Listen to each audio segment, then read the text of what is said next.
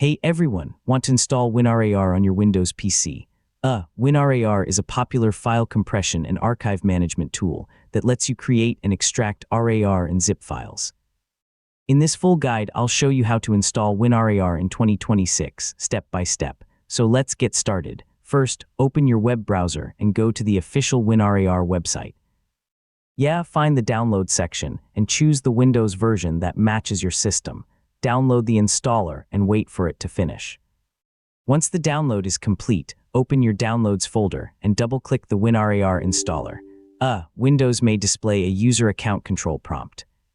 Check the publisher information, then click *yes* to continue if everything looks correct. The WinRAR setup window will now appear.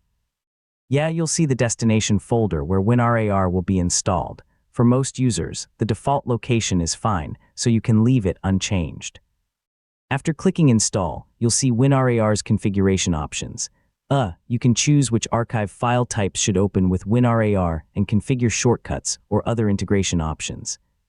For most users, the default settings are a good choice. When the installation finishes, close the setup window. WinRAR is now installed on your computer and ready to use. Now open the Start menu and search for WinRAR.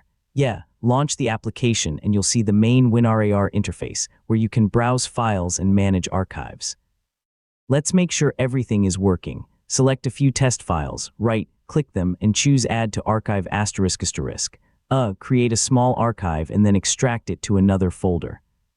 If both operations work correctly, your WinRAR installation is ready. For the best experience, keep WinRAR updated, download future installers from the official source, avoid opening archives from unknown sources, and use strong passwords when encrypting sensitive archives. Archive files can contain harmful programs, so always verify files before opening or extracting them. And that's how to install WinRAR in 2026.